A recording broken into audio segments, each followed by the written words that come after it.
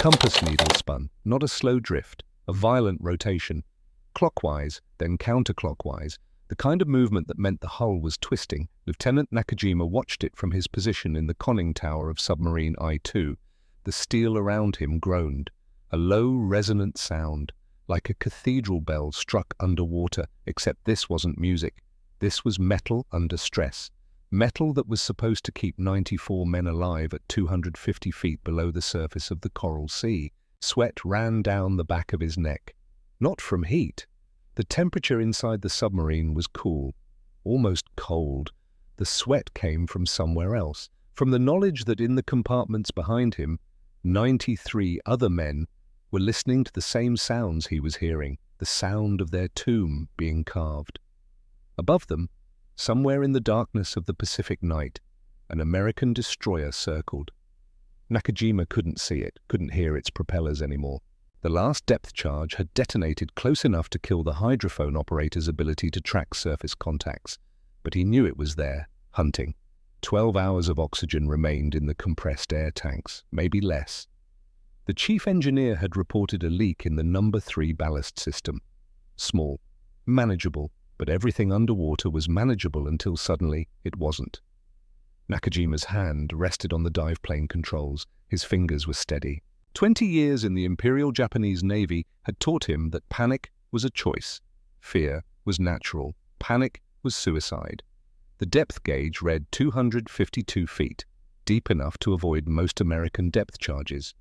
The Mark 6 charges they used had a maximum setting of 300 feet, but their lethal radius was small. 25 feet, maybe 30 if the charge was perfectly placed. Miss by 40 feet and the submarine would survive with nothing more than rattled nerves and a few popped rivets. The Americans had proven themselves spectacularly bad at placing charges. Nakajima had evaded 7 depth charge attacks in the previous 4 months. 7 times American destroyers had detected I-2. 7 times he had dove to 150 meters, turned 90 degrees reduced speed to minimize propeller noise and waited. The pattern was predictable, almost boring. The destroyer would make 4 or 5 attack runs, drop 20 to 30 charges. None would come closer than 50 meters. After 30 minutes, the destroyer would leave. Nakajima would surface recharge batteries and continue his patrol. The Americans were loud, enthusiastic, aggressive, and completely, catastrophically ineffective. But tonight felt different. Tonight, the destroyer hadn't left. This is a story about how a 22-year-old radio repairman from Decatur, Illinois, taught the United States Navy a lesson that 53-year-old experts had missed, that sometimes the answer isn't more complex. Sometimes you just need to listen. His name was Robert Hendris. His friends called him Bobby. Before the war, he had never seen the ocean, never been on a boat larger than a fishing dinghy on Lake Decatur. Never heard the word sonar spoken aloud. He fixed radios in a small shop on North Water Street, Zenith consoles, Philco table models, RCA Victrolas. When something stopped making sound, people brought it to Bobby. He would open the cabinet, trace the circuits, find the broken connection, and make it work again. He was good at listening. To the hum of transformers, the crackle of bad tubes, the silence where sound should be. In 1941, he enlisted, not because of Pearl Harbor. He enlisted 3 weeks before Pearl Harbor. He enlisted because Decatur, Illinois had exactly 4,264 jobs and 7,890 people looking for work. The Navy paid $30 a month. More importantly, the Navy fed you 3 times a day. By March 1943, Robert Hendris was standing in a dark compartment aboard the most advanced destroyer the United States Navy had ever built. USS Fletcher, hull number D-445, a ship designed to hunt submarines, and in 6 months 18 Japanese submarines would die. 1,537 submariners would never surface again. The most feared underwater fleet in the Pacific would be shattered, scattered, reduced to carrying rice to bypassed islands instead of hunting American carriers. All because Bobby Hendris heard something that no one else heard. January 1942. The United States Navy had a problem. Japanese submarines were operating across the Pacific with near total impunity, off the California coast, near Hawaii, through the Solomon Islands, across the Indian Ocean. They sank merchant ships, they shelled shore installations, they launched reconnaissance floatplanes, they delivered supplies to isolated garrisons. American destroyers couldn't stop them. The statistics were humiliating. In 1942, American destroyers in the Pacific launched approximately 470 attacks against Japanese submarines. They achieved 7 confirmed kills. 7 out of 470. That's a success rate of 1.5%. For every 100 times an American destroyer attacked a Japanese submarine, 98 submarines escaped completely unharmed. Not damaged, not forced to abort their missions. Unharmed, the weapon system was broken.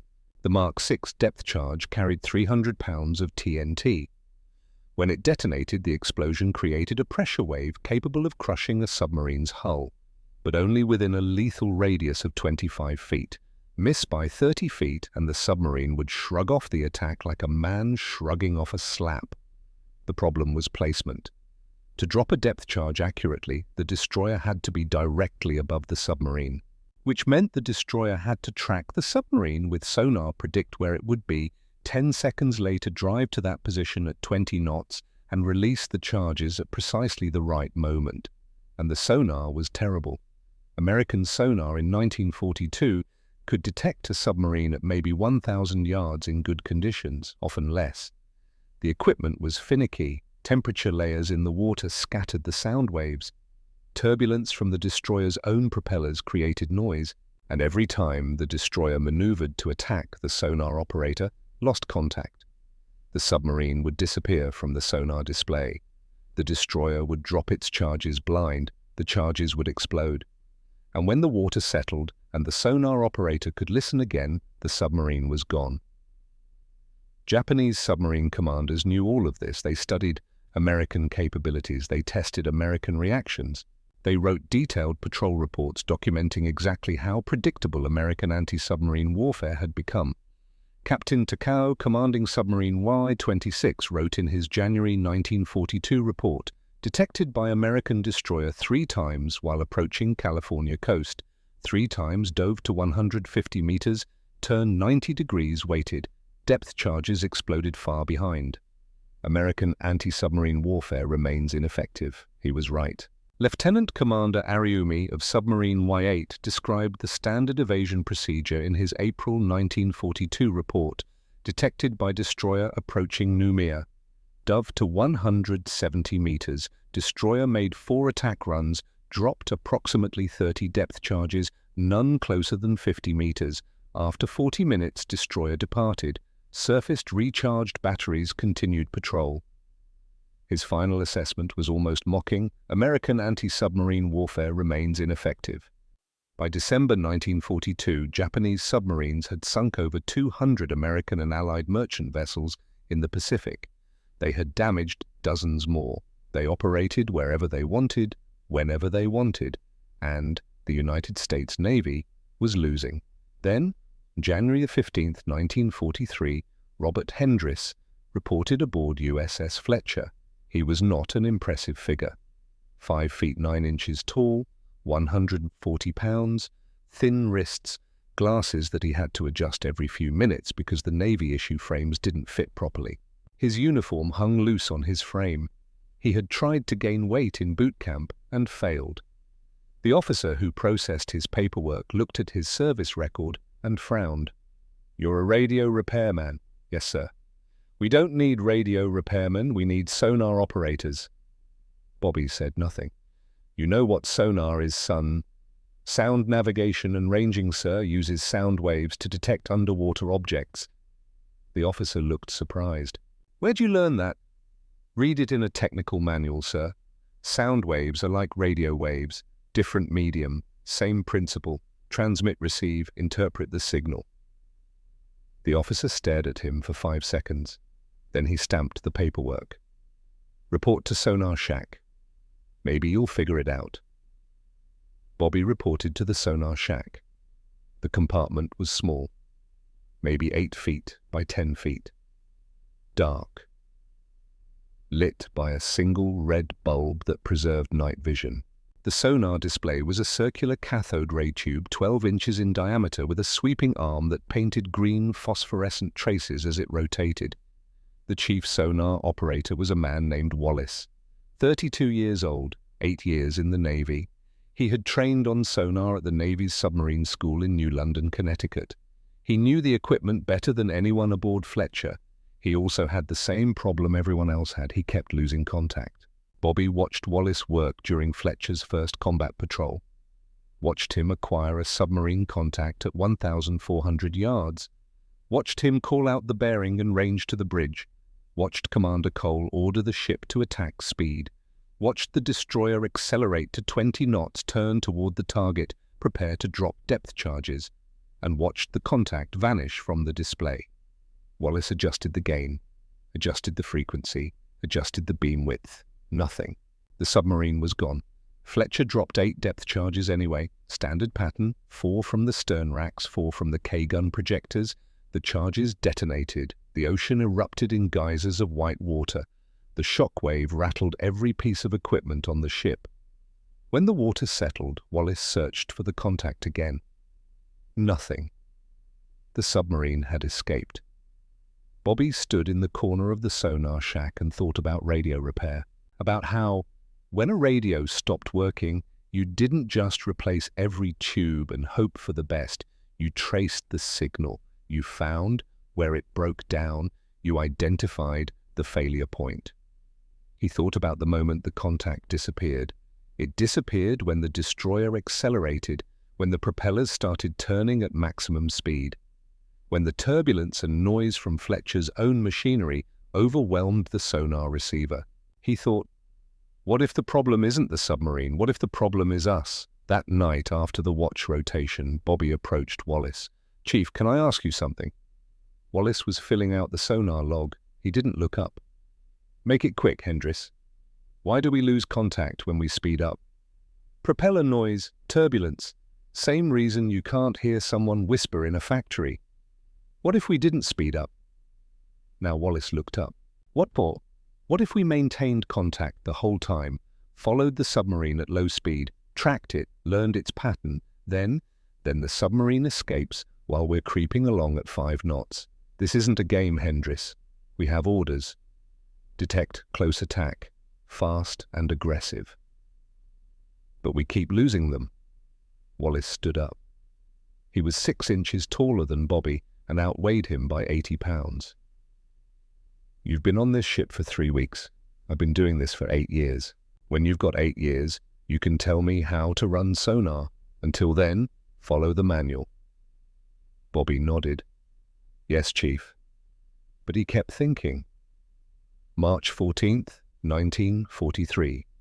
03:45 hours. Coral Sea, northeast of Espiritu Santo.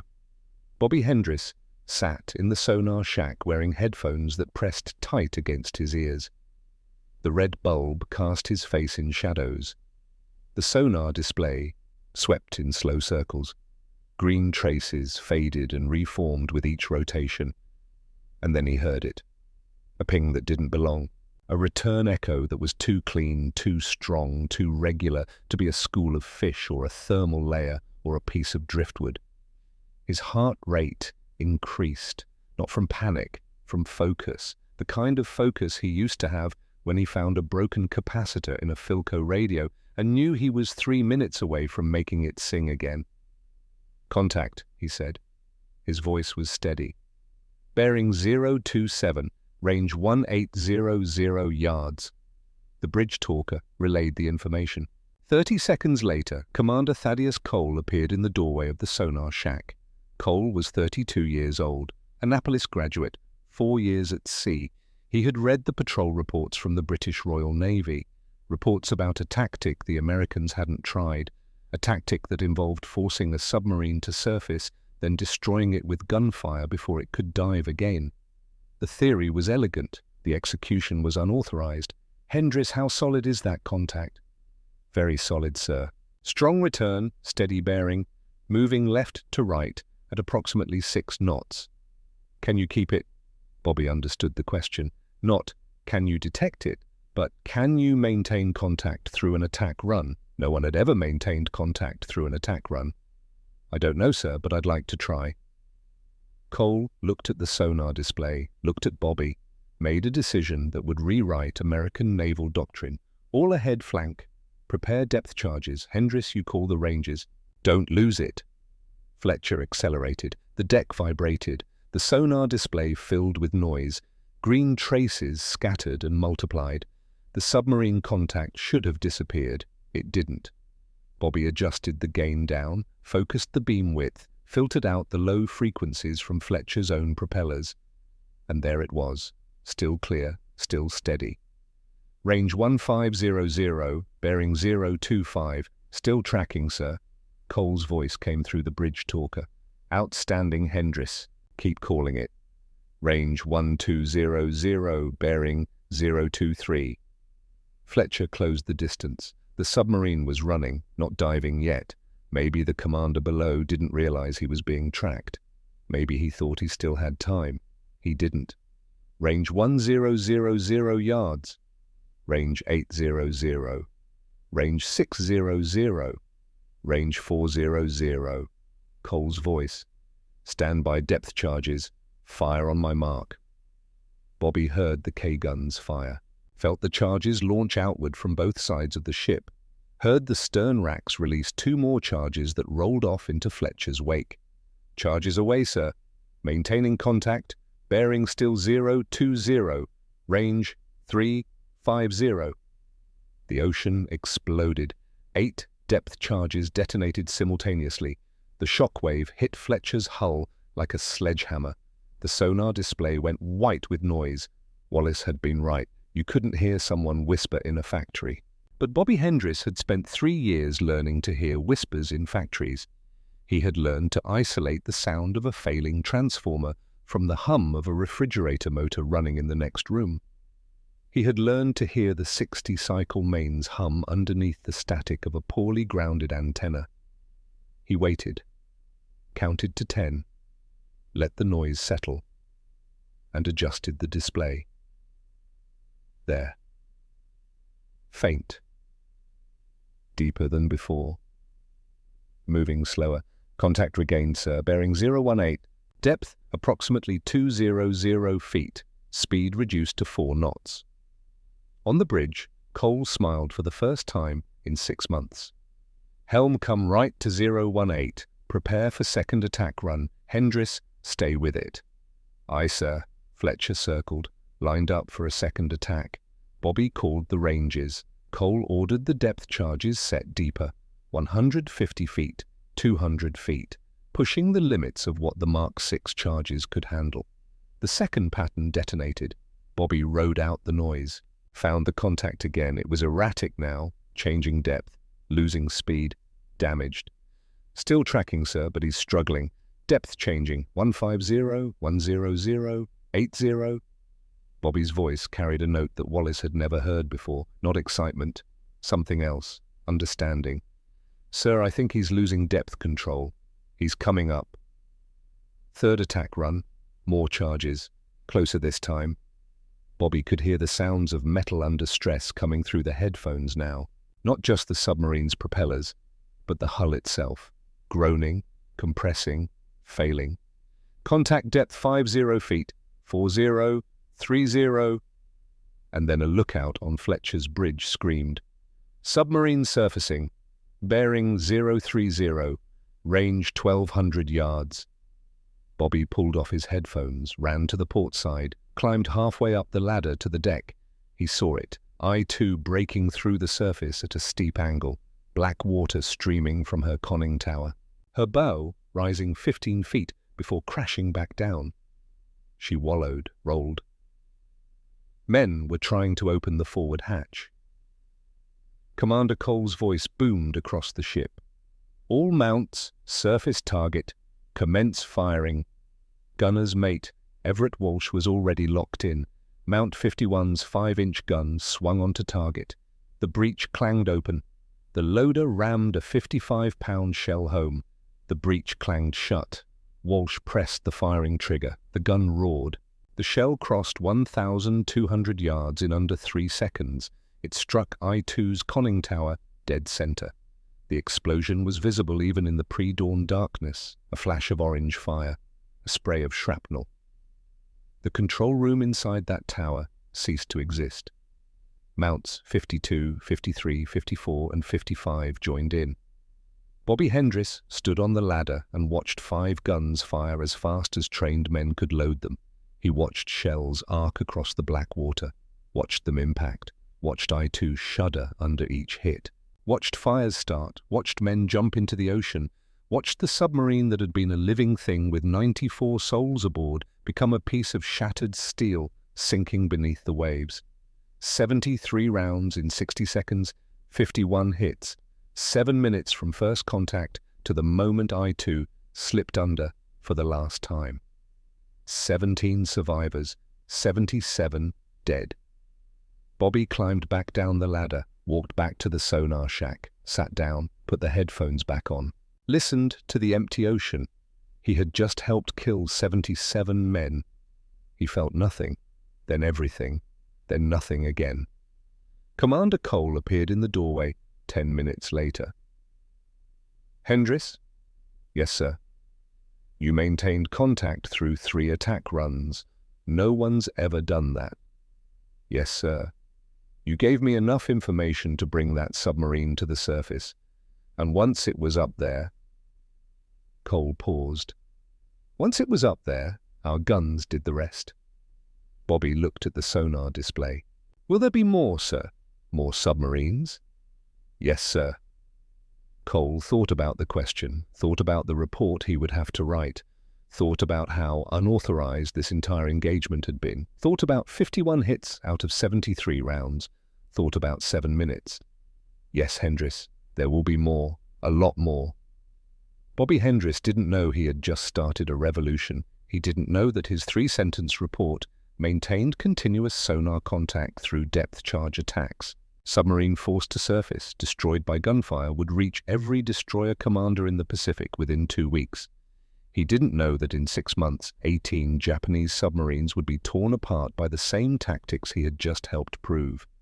But before any of that could happen, he would have to face something more dangerous than any submarine. The system. Bobby Hendris didn't know that 7 minutes of gunfire would trigger a war inside his own navy. But 3 days after I-2 sank, he found out.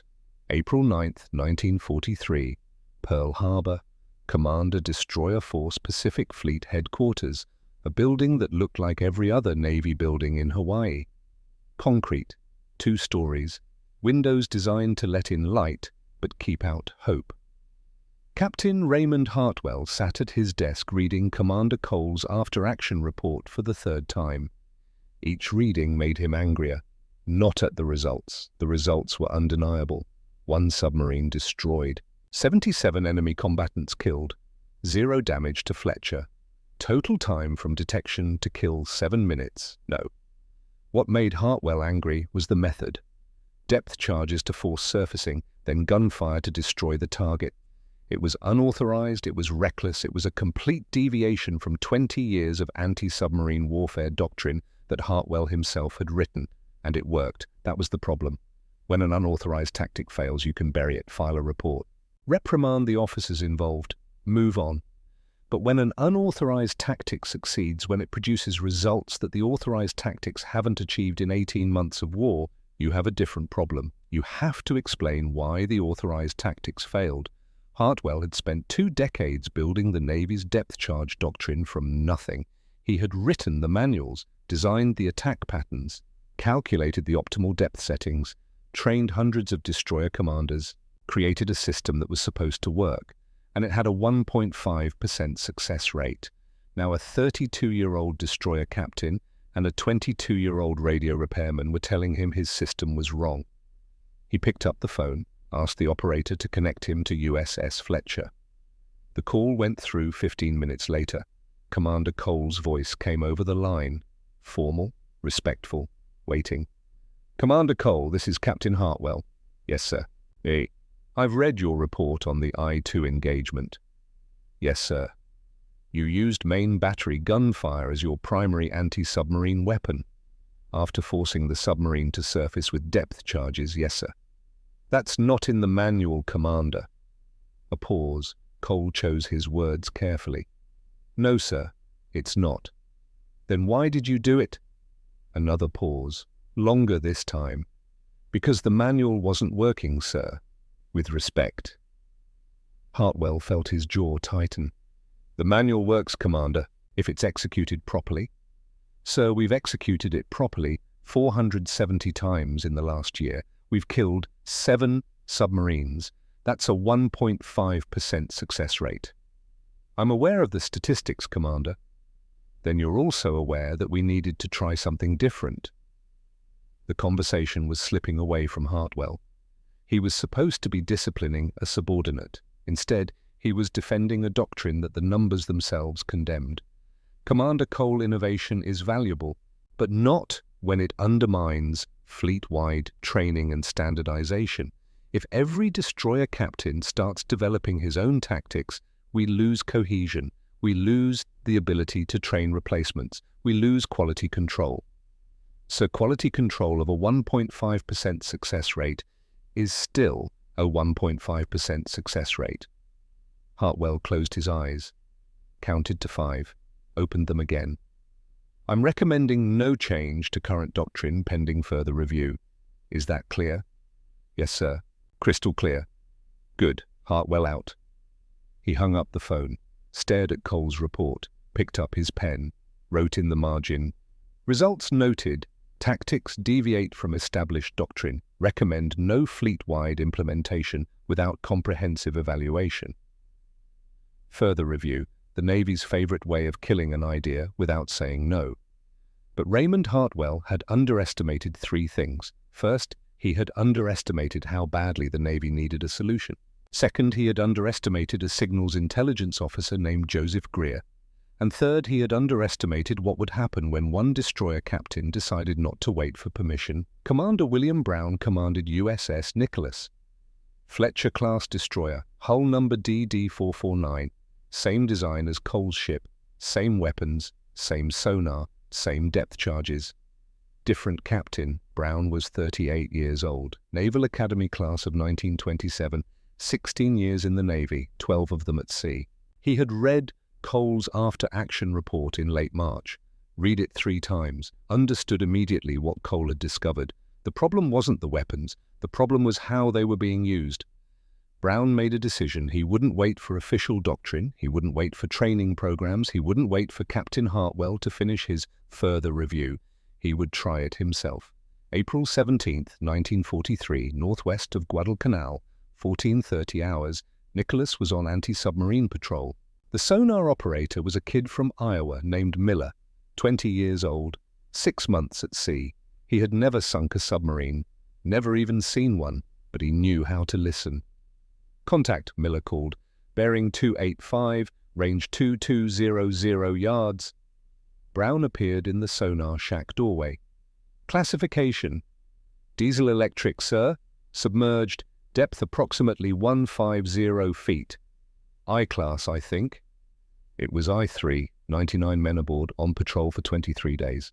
Commander Tanaka had orders to intercept American transports heading to Guadalcanal. So far he had found nothing but empty ocean. That was about to change. Miller, Brown said, I want you to try something different. When we attack, when we drop depth charges, I want you to maintain contact. Don't let the noise knock you off target. Can you do that? Miller looked at him. Sir, I've never. Neither has anyone else, but Commander Cole's sonar operator did it, ship named Fletcher. If he can do it, so can you. Miller nodded. I'll try, sir. Good. All ahead flank. Prepare depth charges. Nicholas accelerated. The familiar vibration, the noise, the sonar display filling with interference. Miller did what Bobby Hendris had done, adjusted the gain, focused the beam, filtered the noise, but Miller wasn't Bobby. He didn't have 3 years of radio repair experience, didn't have the instinct for finding signals in static. He lost the contact when the propeller noise peaked. Contact lost, sir. Brown made a decision. Best estimate of target position. Bearing 283, sir. Range approximately 1200 based on last known course and speed. Drop pattern on that bearing. Maybe we get lucky. 8 depth charges launched. They detonated. The ocean convulsed. Miller searched. Nothing. The submarine was weight. There, faint, moving, damaged. Contact regained, sir. I've got him. Bearing 280, depth 180. He's slowing down. Brown felt something he hadn't felt in months. Hope. Stay with him, Miller. Second attack run. Miller lost the contact again during the second attack, found it again 30 seconds later. His technique was rough, imperfect, but he was learning. Third attack. Miller kept the contact through half the explosions. Lost it. Found it. Sir, he's blowing ballast. Depth decreasing. 150, 120, 100. Brown ran to the bridge, grabbed binoculars, scanned the water. There, 1,500 yards, a black shape breaking the surface. I-3's conning tower. Her bow. Water streaming, men trying to reach the deck. All mounts, surface target range, 1500 yards. Commence firing. Nicholas's gun crews had never practiced this, had never been trained to engage surfaced submarines with main battery. But guns were guns, targets were targets. Mount 51 fired first. Missed high. The shell exploded 200 yards beyond the target. Mount 52 fired. Missed short. Mount 53 hit. Dead center on the conning tower. The gun crews found their rhythm, started hitting. 42 rounds total, 31 hits, hit rate 74%. But these weren't bobbies, 74%. These were rough hits, wild hits, hits that came from determination and luck rather than perfect training. It didn't matter. 31 shells was more than enough. I-3 listed. Fires burned. Men jumped into the water. The submarine rolled to starboard and went under. 3 minutes from surface to sinking. 99 men dead. 0 survivors. Brown returned to the sonar shack. Miller was still at his station, still listening. His hands were shaking. Miller, you did good. Sir, I lost contact twice. And you found it twice. That's twice more than anyone else has done except Fletcher's crew. You just proved this works. Miller looked at the sonar display. Sir, did we really just kill 99 people? Yes, we did. And if we hadn't, they would have torpedoed a transport full of Marines tomorrow, or a cruiser next week. That's war, Miller. We don't get to choose between good and bad. We choose between bad and worse. Brown filed his report that night, sent copies to Pearl Harbor, to ComSpac in Noumea, to Commander Cole aboard Fletcher. The message was clear: Cole's tactics work, even without perfect execution. Even without specialized training, they work. And if they work with a 6-month sonar operator from Iowa, they'll work even better with proper training. But Raymond Hartwell still needed proof. Lieutenant Commander Joseph Greer worked in a basement office in Noumea, New Caledonia. ComSpac, Commander South Pacific Force, Admiral William Halsey's headquarters. The office had no windows, no natural light, just fluorescent tubes that hummed constantly and gave everyone headaches. Greer spent his days reading decrypted Japanese communications. Operation Magic. The codebreakers had cracked the Japanese naval codes in 1942. Now Greer knew where Japanese submarines were being sent before the submarine commanders themselves received their orders. He knew where they would patrol, what routes they would take, when they would surface to recharge batteries. And he watched with mounting frustration as American destroyers failed to capitalize on that intelligence. He would send a destroyer to intercept a Japanese submarine at a specific location and time. The destroyer would arrive, make contact, launch an attack, and the submarine would escape. 4 times out of 5, the intelligence was perfect, the execution was broken. Then Greer read 2 reports on the same day, Cole's report from March 14th, Brown's report from April 17th, and he saw something that Hartwell had missed. He saw a pattern. Intelligence told you where the submarine would be. Radar told you when it surfaced. Sonar told you where it went when it dove. Depth charges forced it back up. Gunfire destroyed it before it could dive again. Each element was useless alone. Together they were lethal. But Hartwell would never accept it without proof. Not anecdotal proof, not 2 lucky engagements. He needed scientific proof, controlled conditions, measurable results. Greer made a decision. He would bypass the chain of command. go straight to Halsey, and he would bring the radio repairman with him. April 20th, 1943, Espiritu Santo. Bobby Hendris was cleaning the sonar equipment when a messenger appeared. Sonar man Hendris. Yes. You're wanted ashore, Lieutenant Commander Greer, Comspac Intelligence. He flew in this morning. Bobby looked at Chief Wallace. Wallace shrugged. Better go see what he wants. Greer was waiting in a temporary office, a tent really. Canvas walls, folding table, 2 chairs, a fan that didn't work. He stood when Bobby entered, extended his hand. Sonar man Hendris, I'm Joseph Greer. I read about your engagement with I-2. Bobby shook his hand. Yes, sir. Sit down. They sat. Greer opened a folder. Inside were sonar logs, attack patterns, Cole's report, Brown's report, and something else. Transcripts of Japanese communications decoded, translated. Hendris, I'm going to ask you some questions, and I need you to answer them honestly. Not the way you think I want you to answer. Honestly. Understood. Yes, sir. When you tracked that submarine through 3 depth charge attacks, had anyone taught you that was possible? No, sir. Had you read about it in a manual? No, sir. Then how did you know you could do it? Bobby thought about the question. I didn't know, sir. I just thought it should be possible, like tuning a radio when there's static. You have to filter out the noise, find the signal underneath. Greer leaned forward. You're a radio repairman? Was, sir, before the war. And you applied radio repair principles to sonar tracking? I guess so, sir. Yes. Did Chief Wallace teach you that? No, sir. Chief Wallace follows the manual. And the manual says you lose contact when you attack. Yes, sir. Greer sat back, tapped the folder with one finger. Hendris, I've been tracking Japanese submarine movements for 8 months. I know where they're going before they get there. I send destroyers to intercept them, and 4 times out of 5 the submarine escapes. Do you know why? Because we lose contact, sir. Exactly, because we lose contact, but you didn't lose contact. No, sir. Neither did Nicholas's sonar operator, kid named Miller. He lost it twice, found it twice. Not as good as you, but better than anyone else. Bobby said nothing. Greer opened the folder, pulled out a sheet of paper, turned it so Bobby could read it. It was a message from Captain Hartwell. Recommend no change to current doctrine pending further review. You know what that means, Hendris? No, sir. It means they're going to bury what you did. File it away. Keep doing things the old way, because changing the doctrine means admitting the old doctrine was wrong. And admitting the old doctrine was wrong means admitting that 470 failed attacks could have been prevented. Bobby looked at the message. So that's it, we just keep losing submarines. Not if I can help it. Greer pulled out another sheet of paper. I'm going to ask Admiral Halsey for permission to run a live fire demonstration.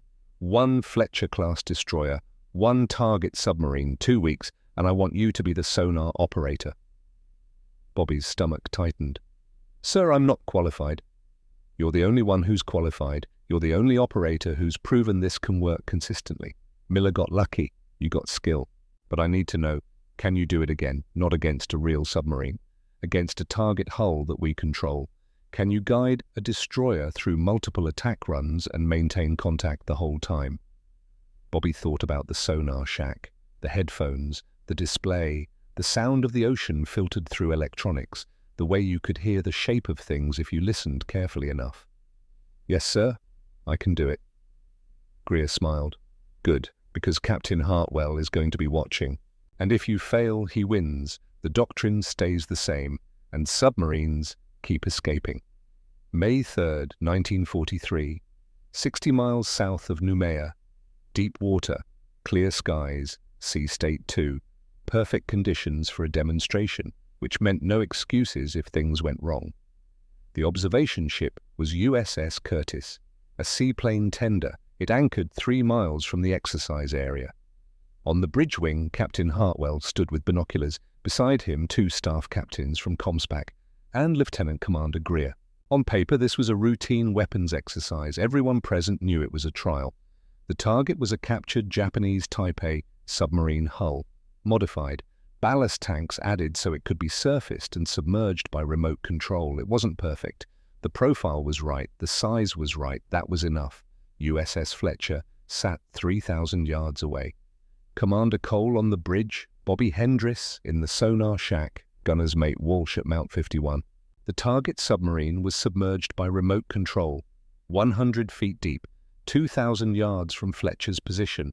Bobby heard it immediately, put on the headphones, adjusted the gain, called the bearing. Contact bearing 270, range 2000 yards. Target is stationary. Cole's voice came through the bridge talker. Acknowledged, all ahead flank, prepare depth charges. Fletcher accelerated. The familiar vibration, the noise. The sonar display filling with interference. Bobby filtered it out. Found the target. Kept it. Range 1800, bearing 268. On Curtis, Hartwell watched through binoculars. Watched Fletcher close the distance. Watched the white wake spread behind the destroyer. Range 1500, bearing 265. Fletcher turned, lined up for the attack run. Bobby called the final ranges. Cole ordered depth charges away. 8 charges launched, 4 from the K-guns, 4 from the stern racks. They hit the water, sank, detonated. Columns of white water erupted. The shock wave rippled outward, visible from 3 miles away. Bobby counted to 10. Let the noise settle, adjusted the display. Contact regained, bearing 262, depth approximately 150 feet. Target appears stationary, second attack run. More charges, deeper settings. Bobby rode out the explosions, found the target again. Still tracking, bearing 260, depth 120. Third run. The target hull's ballast tanks were blown by remote control, simulating a submarine losing depth control. Forced to surface, the hull broke through at an angle. Water streaming, wallowing. Bobby pulled off the headphones, climbed to the deck, wanted to see this part. Fletcher's fire control director locked on. The Mark 37 computer calculated the solution. Range, bearing, ship motion, wind, ballistics. Cole gave the order. All mounts, commence firing. 5 guns, 68 rounds in 90 seconds. The noise was staggering. Even from 3 miles away, the observers on Curtis felt the concussions in their chests. Shell after shell struck the target hull. Water erupted. Steel fragments flew. The hull shuddered under each impact. When Cole ordered ceasefire, the ocean went quiet. Smoke drifted. The target hull sat low in the water, listing, broken. Divers from Curtis examined it afterward. 44 direct hits. Hit rate 64.7%. The hull had been penetrated in 31 locations. Structural damage so severe the hull couldn't be salvaged for future exercises. It was scrap metal. Hartwell lowered his binoculars. Greer waited. The 2 staff captains waited. Everyone on Curtis's bridge waited. Hartwell spoke. 64% at 1,800 yards, on a moving target. Greer answered. Yes, sir, and that's with only 13 days of intensive training for the gun crews. Commander Cole believes he can get other crews to 50% hit rates within 30 days. Hartwell stared at the wreckage of the target hull. Thought about 20 years of doctrine. Thought about 470 failed attacks. Thought about his name on the manual that hadn't worked. And thought about what would happen if he kept defending a system that produced a 1.5% success rate, while 2 destroyers had already proven there was a better way. He turned to Greer. How fast can you train other crews? Greer didn't hesitate. 30 days per ship, sir. We start with gun crews already rated as proficient. Run them through Commander Cole's program. 13 days of intensive drill, then live fire qualification against towed targets. Any crew that can't achieve 50% hit rates at 2,000 yards goes back for additional training. And the sonar operators? Hendris can train them. He's the only one who's proven he can maintain contact through a full attack sequence consistently, but he can teach it. Hartwell looked at the target hull again, looked at Fletcher, looked at Greer. Write the new doctrine, I'll sign it. Bobby Hendris stood on Fletcher's deck and watched Curtis signal the end of the exercise. He didn't know what the observers had decided, didn't know if Hartwell had accepted the demonstration or rejected it. He just knew that for 90 seconds he had guided Commander Cole through 3 attack runs without losing contact once. And Fletcher's guns had turned a submarine hull into wreckage. Commander Cole found him 20 minutes later. "Hendris?" "Yes, sir." "You just changed the war." Bobby looked at him. "Sir." Hartwell signed off. "They're writing new doctrine. Your tactics, my tactics. We're training the whole fleet." Bobby felt something strange, not pride, not satisfaction, something else. Weight. The weight of knowing that what he had figured out in a dark sonar shack was about to be used across the Pacific. By dozens of destroyers, against dozens of submarines, against thousands of men who would die the same way the crew of I-2 had died. "Sir, how many submarines are out there?" Cole understood the question. "Japanese active in the Pacific, probably 60 to 70 fleet submarines. And if this works, if other ships can do what we did, boys, then a lot of those submarines won't be coming home." Bobby thought about the sound of I-2's hull breaking apart. The sound that had come through his headphones, metal tearing, water rushing, men dying. "Sir, is that what we want?" Cole looked at him for a long time before answering. "Hendris, those submarines are sinking our merchant ships, killing our sailors. Every submarine we destroy is one less threat to our convoys, one less threat to our invasion forces, one less submarine that can launch torpedoes at a transport carrying 500 Marines." "Yes, sir. But I understand what you're asking.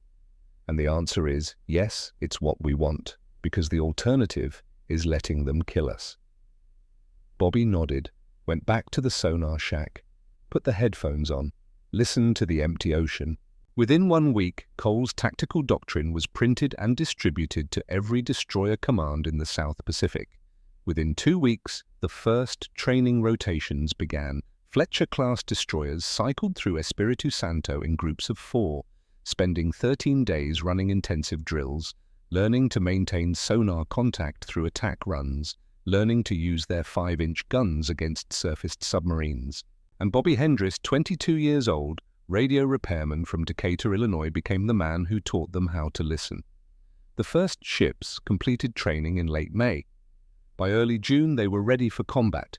June 9, 1943, USS Taylor, Commander Edward Solomons commanding, 26 days out of Espiritu Santo, 13 days of training with Bobby Hendris, teaching his sonar operator how to hear through explosions. Near Tulagi, 1620 hours. Contact. Submarine I-27. 105 men aboard. Commander Fukumura had been on patrol for 19 days. Orders: interdict American supply lines to Guadalcanal. Results: 2 convoys detected, both too heavily defended to attack. Taylor's sonar operator was a kid from Nebraska named Patterson. 21 years old, Bobby had trained him personally, taught him to filter noise, to focus on the signal, to trust his ears more than his equipment. Patterson maintained contact through 2 depth charge attacks, lost it briefly during the 3rd, found it again in 15 seconds. "Sir, he's blowing ballast, coming up fast." I-27 broke the surface with her stern planes jammed at a down angle. She broached at 40 degrees. Men spilled from the conning tower. The deck gun crew tried to reach their weapon. Taylor's guns were already firing. 61 rounds, 47 hits, hit rate 77%. 4 minutes from surface to sinking. 105 crew, 8 pulled from the water. 97 dead. Patterson sat in the sonar shack afterward, headphones still on, listening to nothing. His hands shook. "How did Mr. Hendris do this?" he asked the chief. "How did he do this and keep doing it?" The chief had no answer. June 15, 1943, USS Radford, Commander Walter Benson commanding north of Espiritu Santo, 2,240 hours. Radar contact, submarine surfacing, I-17, 100 men aboard. Commander Harada was recharging batteries. Standard procedure, surface at night. Run the diesels, charge the batteries, dive before dawn. Except Radford's SG radar could see a submarine's conning tower at 12,000 yards, in complete darkness, in rain, in fog. The invisible cloak of night was gone. Benson closed at flank speed, caught I-17 while she was still on the surface.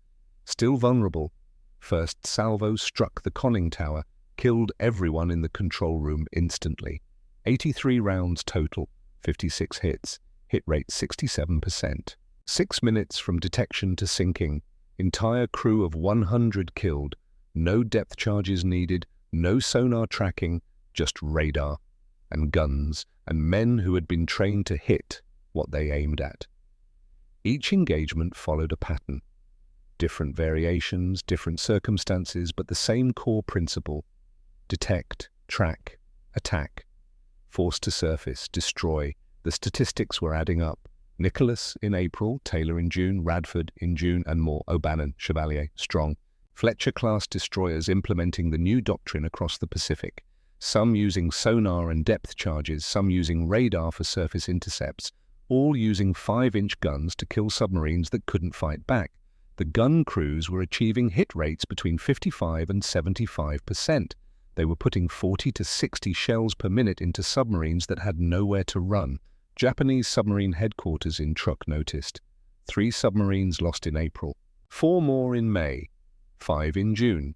Patrol reports from surviving commanders began using language that had never appeared before. Words like hopeless, overwhelming, impossible to counter. The hunters had become the hunted. And Bobby Hendris was about to learn the true cost of what he had created. July 5, 1943.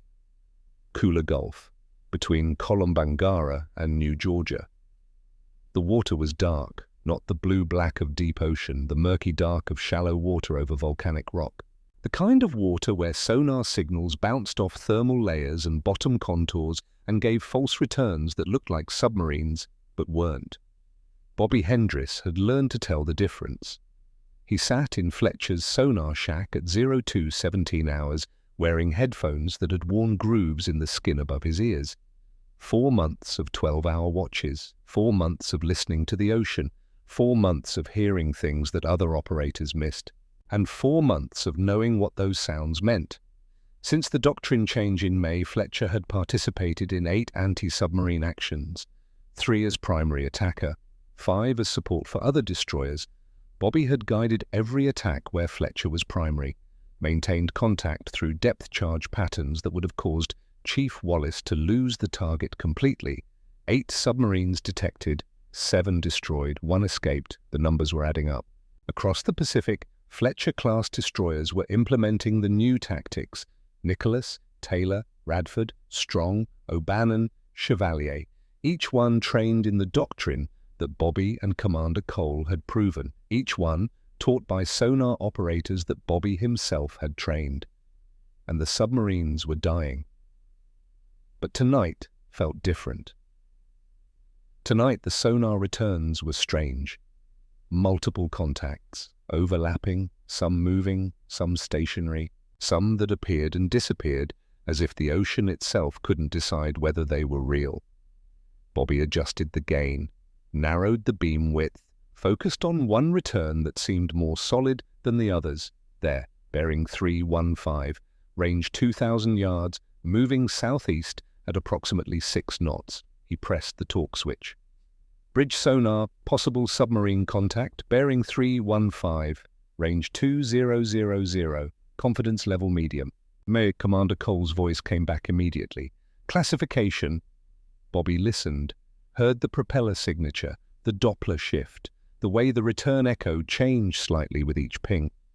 Diesel electric, probably fleet submarine, I-class or similar, currently submerged, depth approximately 150 feet.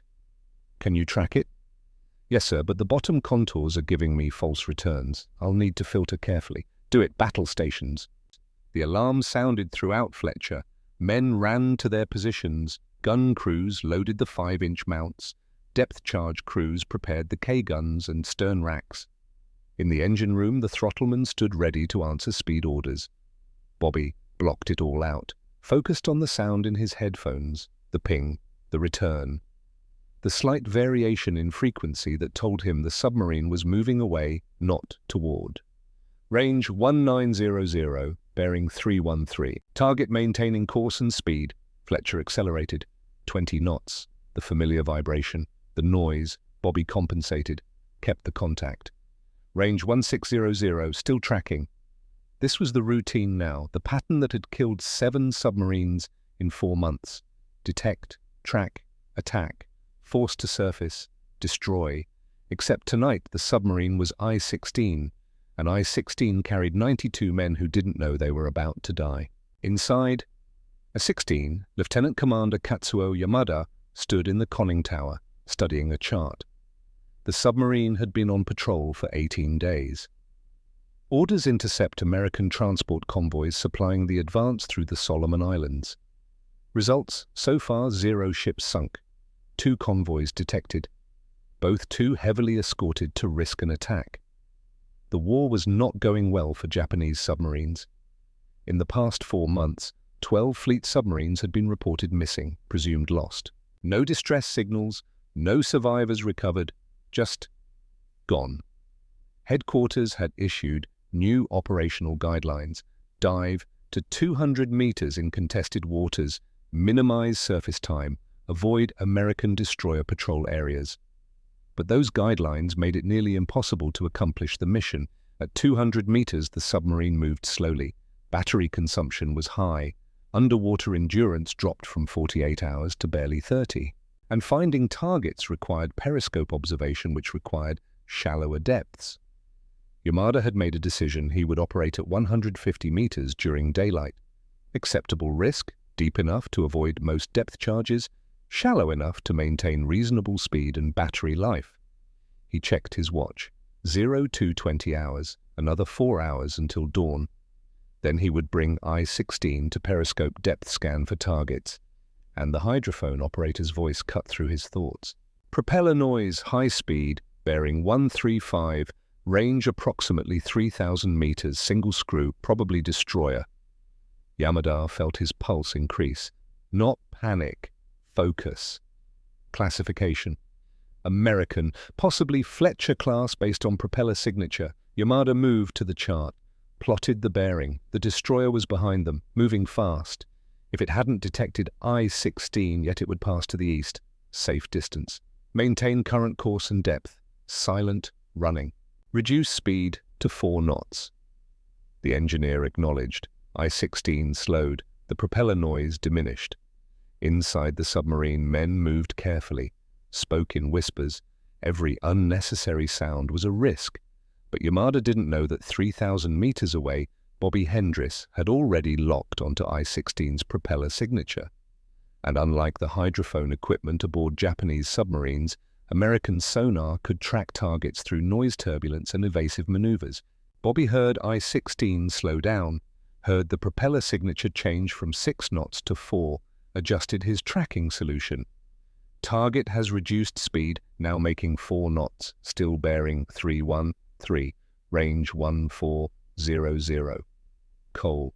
He knows we're here, trying to go quiet. Hendris, can you stay with him? Yes, sir. Return is weaker, but still solid. Good. Prepare for attack. Depth charges set for 150 and 200 feet. While inside I-16, the hydrophone operator listened to the American destroyer's propellers, waited for them to fade, waited for the destroyer to pass. They didn't fade, they got louder. Sir, destroyer is closing, bearing 133, range decreasing. He's Seikiki. He's coming straight for us. Yamada felt the first touch of fear, not for himself, for his crew. 92 men, most of them in their 20s, some still teenagers, boys from fishing villages who had never wanted to be warriors. Emergency dive, take her to 200 meters, right full rudder, Come to course 090.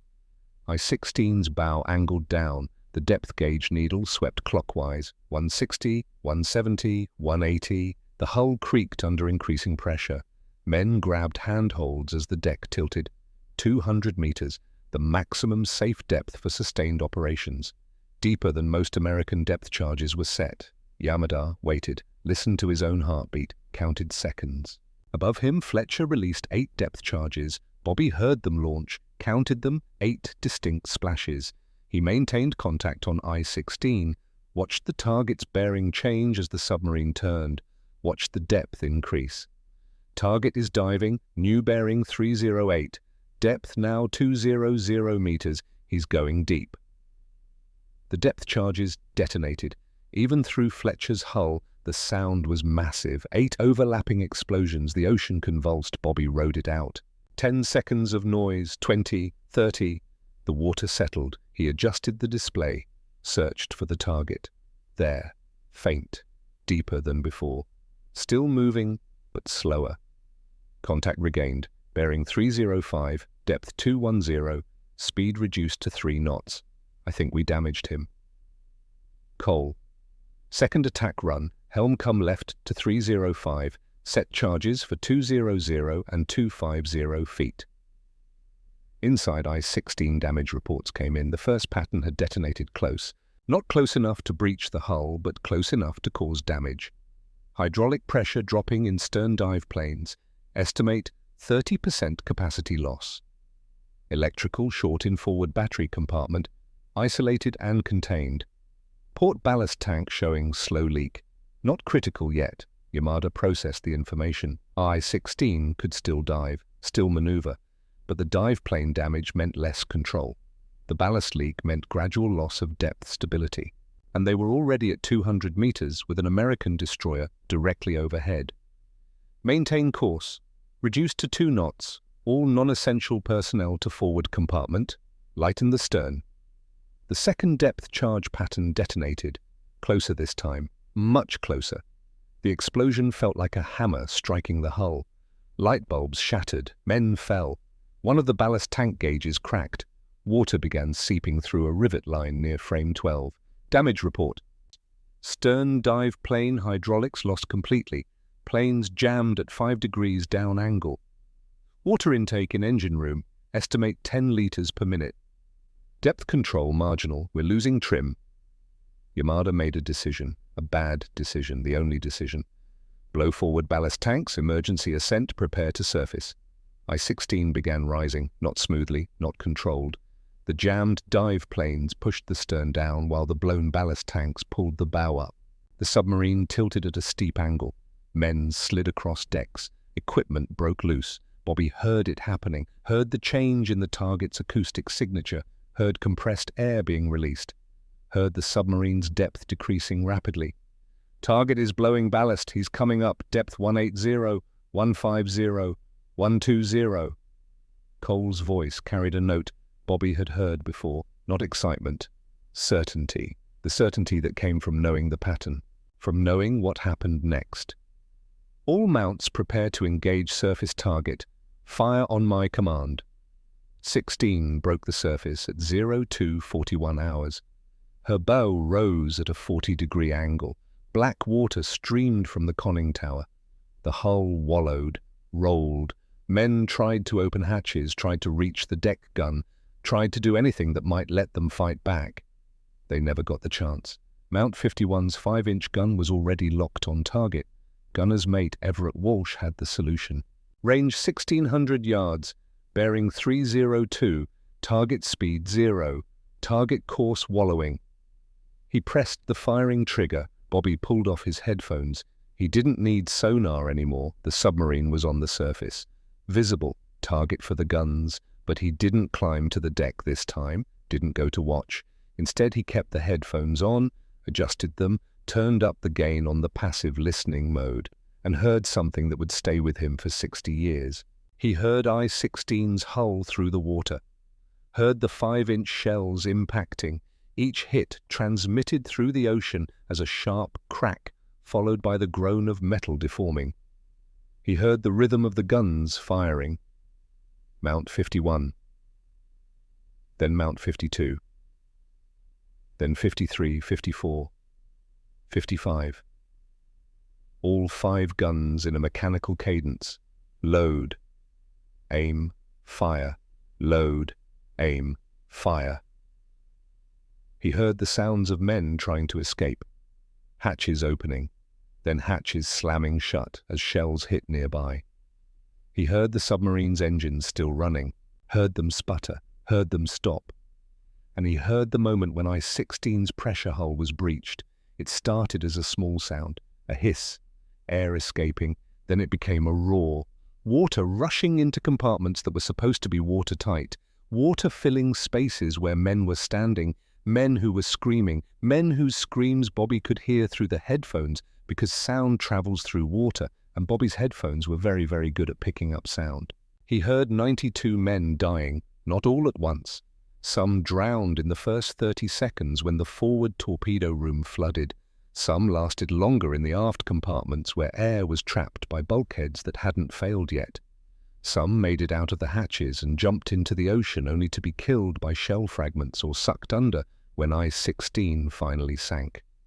Bobby heard all of it. Commander Cole's voice came through the bridge talker. "Cease fire. Target is sinking." The guns stopped. 44 rounds fired. 3 minutes from surface to sinking. Bobby sat in the sonar shack with the headphones still on, still listening.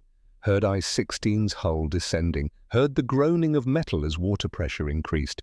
Heard compartments collapsing. Heard the sound of 92 men who would never see daylight again. He took off the headphones, set them down carefully, stood up, walked to the head, vomited. When he came back, Commander Cole was standing in the sonar shack doorway. "Hendris?" Bobby wiped his mouth. "Sir?" "You all right?" "No, sir." Cole stepped into the compartment, closed the door behind him. When he spoke, his voice was quiet, not the command voice he used on the bridge. Something else. "I know what you heard." Bobby looked at him. "Sir, I heard them. I heard them dying. All of them. I know. 92 people. I know. We killed 92 people in 3 minutes." Cole was silent for several seconds. Then, "Yes, we did. And tomorrow or next week or next month we'll do it again. Because that submarine would have torpedoed a transport full of Marines if we hadn't stopped it. Those 92 men would have killed 200 of our men. Maybe more. That doesn't make it easier, sir. It's not supposed to be easy, Hendris. If it was easy, we'd be monsters. But it's necessary, and that's the difference." Bobby sat down, put his head in his hands. "Sir, I can hear them when I close my eyes." "I know. You think I don't hear them?" "You think the gun crews don't hear them?" "Walsh told me yesterday that he dreams about the men jumping off that submarine 2 weeks ago. Dreams that he's one of them, jumping into the water with shells exploding around him. How do you live with it? You live with it because the alternative is letting them kill our people. You live with it because we didn't start this war. You live with it because every submarine we sink is one less threat to our boys trying to take islands from soldiers who won't surrender." Cole paused. "But I won't lie to you, Hendris. You never stop hearing it. 20 years from now, you'll still hear it. That's the price. That's what we pay." Bobby nodded, picked up the headphones, put them back on. "I'm ready for the next watch, sir." "You sure?" "No, sir, but I'll do it anyway." On the score by September 1943, 18 Japanese submarines sunk using the new doctrine. Nicholas had participated in 2 kills after that first I-3. Taylor, Radford, Strong, O'Bannon, Chevalier all had kills. Fletcher herself had participated in 9 engagements. Bobby had guided 7 of them, 18 submarines, 1,537 men. The statistics were recorded in naval intelligence reports, analyzed, celebrated, used to prove that American anti-submarine warfare had finally achieved parity with the British in the Atlantic. But Bobby Hendris didn't care about statistics. He cared about the sounds, the sound of I-3's hull imploding at 300 feet, after Nicholas's depth charges ruptured her ballast tanks. 99 men, 0 survivors. Bobby hadn't been there, but he had trained the sonar operator, had taught him how to listen, had taught him how to maintain contact, had taught him how to help kill 99 men. The sound of I-27's crew trying to surface after Taylor damaged her dive planes. 105 men, 8 pulled from the water, 97 drowned or killed by shell fragments. Bobby had trained that operator too, a kid from Nebraska, 21 years old, Patterson. He had written Bobby a letter afterward. "How do you do this and keep doing it?" Bobby never answered. The sound of I-17's diesel engine still running when Radford's first salvo struck her conning tower. The engines ran for 40 seconds after the crew was dead. Then they stopped. 100 men, 0 survivors. And the sounds that Bobby heard directly, I-16, I-21, I-11, submarines that Fletcher had hunted, that Bobby had tracked, that Bobby had guided to their deaths while listening to the men inside scream. He was very good at his job, and his job was helping to kill people. November 2nd, 1943, Bougainville, Battle of Empress Augusta Bay. Fletcher was screening the cruiser force, radar picket duty, watching for Japanese aircraft, watching for Japanese surface ships, watching for submarines. At 21:47 hours, a Japanese G-4M bomber broke through the combat air patrol, dropped a single Type 91 aerial torpedo. The torpedo ran hot, straight and true. It struck Fletcher's engine room at the waterline. Bobby was off duty, sleeping in his rack 2 compartments forward of the impact point. The explosion threw him out of the rack across the compartment into the bulkhead. He felt ribs crack, felt something in his left shoulder separate. Then the lights went out. Emergency lighting came on. Red, dim. The sound of rushing water was immediate, not distant. Right there, coming through the bulkheads. General quarters. General quarters. All hands to damage control stations. Bobby ran toward the sonar shack. His station, where he was supposed to be, but the passageway was blocked.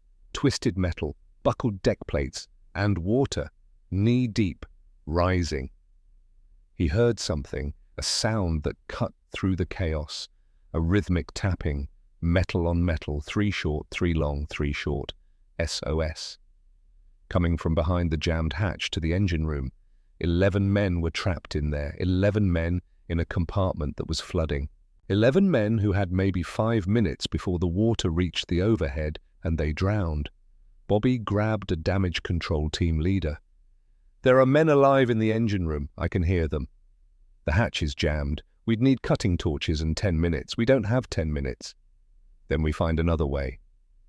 Bobby thought about sound, about how it travels, about how when he was repairing radios, he would tap on components to find loose connections. Sound traveled through metal better than through air, and the sound he was hearing meant the men inside were tapping on something that connected to the hull. The bilge access, down 2 levels, it connects to the engine room through the pump compartment. That's underwater by now. Maybe not, and maybe it's our only chance. They went down. Bobby led, down 2 ladders in water that rose from their knees to their waists to their chests. The bilge access hatch was still above water. Barely. Bobby opened it, shouted into the darkness. "This is Sonar Man Hendris. Can anyone hear me?" A voice came back, faint, desperate. "Yes, 11 men here. Water's at chest level. We can't get the main hatch open. Come through the bilge pump access one at a time. Hurry." They came through, one by one, squeezing through a hatch designed for equipment. Access, not personnel. 11 men, covered in oil, bleeding, coughing, but alive. The last man came through at 21:59. 12 minutes after the torpedo hit, Bobby closed the hatch, secured it, turned to lead the men up to the main deck. That's when the secondary explosion happened.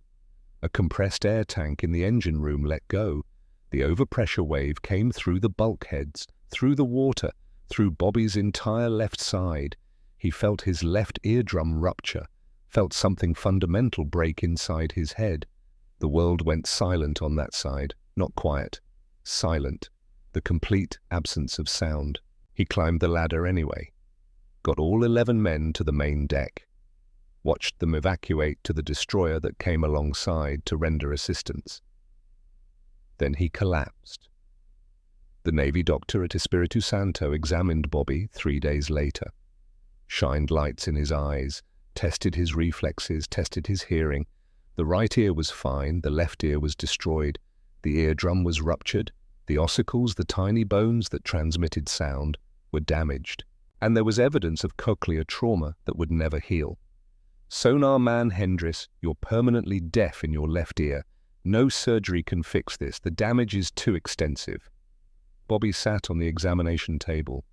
Can I still operate sonar? With one ear maybe, but not at the level you were before. Directional hearing is compromised. Sound localization is gone. You won't be able to distinguish subtle acoustic differences. You won't be able to... I understand, sir. Your sonar days are over, son, but you saved 11 men. The captain is recommending you for commendation. Bobby didn't care about commendation. He cared about the fact that he would never again sit in a dark compartment with headphones on and listen to the ocean with both ears. Would never again hear the subtle differences in propeller signatures. Would never again maintain contact through attack runs. His war was over, not because of the enemy, because he had saved his own people. Commander Cole visited him that afternoon.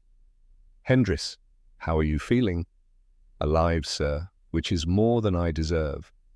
You saved 11 men. I lost my hearing doing it. Yes, you did, and the Navy is reassigning you. No more sea duty, no more sonar. Bobby nodded, expected to feel relief, felt nothing. Cole sat down. Espiritu Santo needs an instructor, the training program for sonar operators. They need someone who knows the techniques. Someone who can teach new operators how to maintain contact through attacks. Someone who's actually done it in combat. You want me to teach? I want you to pass on what you learned. Every operator you train could save a ship full of our boys, could sink a submarine that would have torpedoed a transport.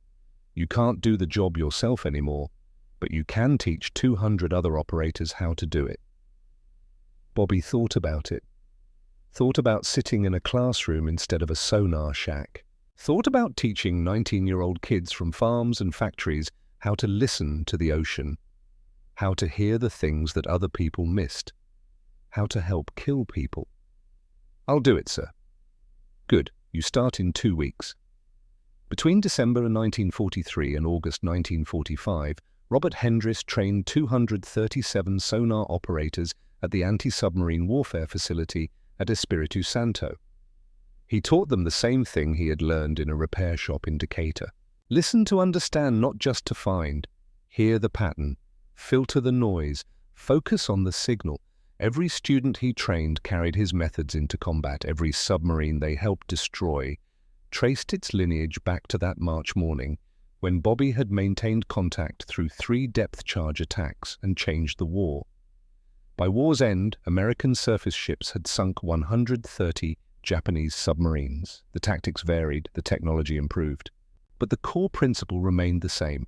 Find the submarine, force it to surface, destroy it with overwhelming firepower. Cole's principle, Bobby's technique, validated in blood across the Pacific.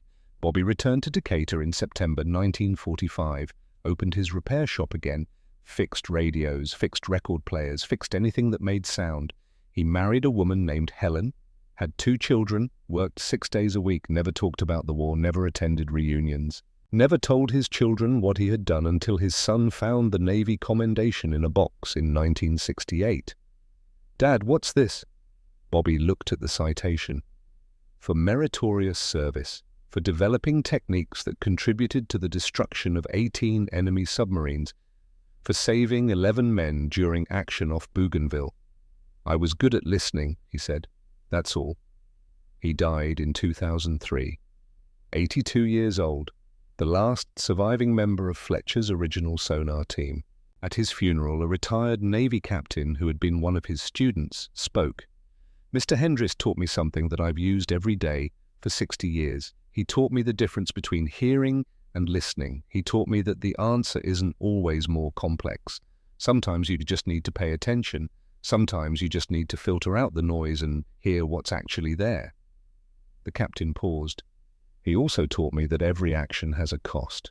That innovation saves lives and takes lives, that being good at your job in wartime means people die, and that you live with that. You don't forget it, you don't justify it, you just live with it. Robert Hendris saved more lives than he ever knew, and he carried the weight of the lives he took. That's what made him a good man. Not that he didn't hear the cost, that he heard it and did the job anyway. The legacy of what Bobby Hendris built didn't end with World War II.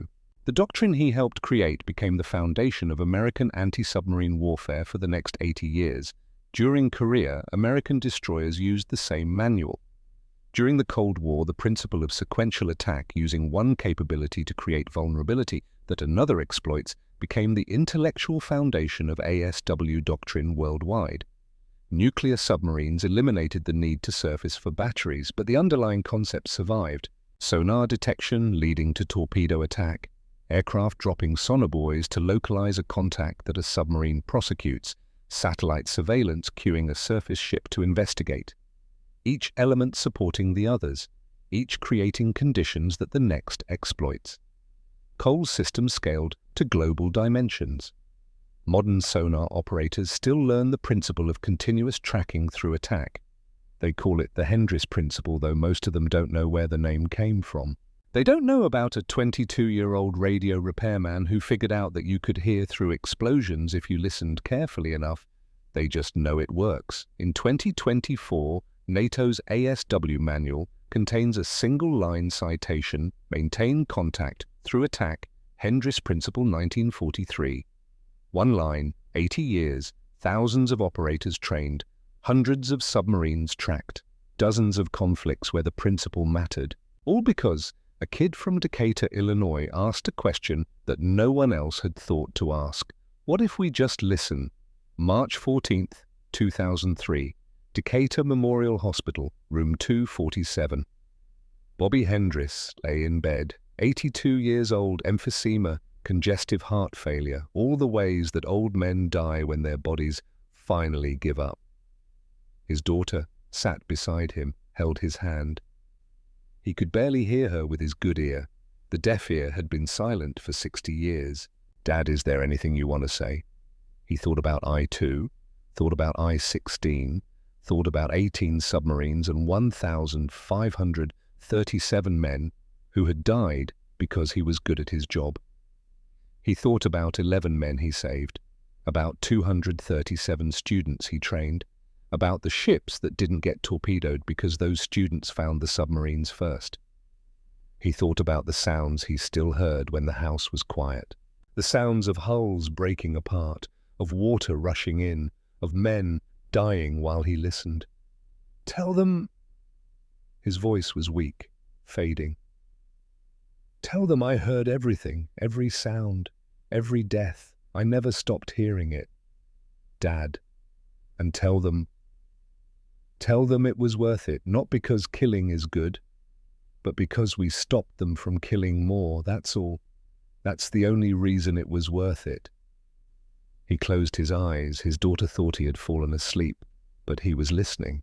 The way he had always listened, to the sound of his own breathing, to the sound of the machines around him, to the sound of his heart beating slower and slower, filtering the noise, focusing on the signal, hearing what was actually there, and then silence. 94 men died in I-2 because Bobby Hendris pressed his headphones against his ears and heard a sound that changed everything.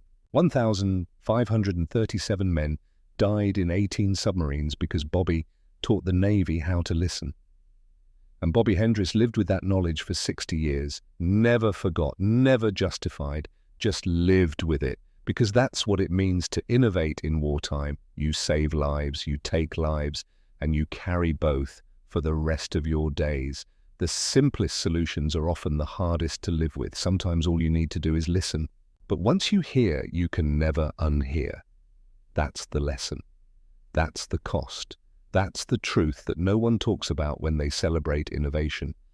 Bobby Hendris heard it all, and he never stopped listening. Stopped.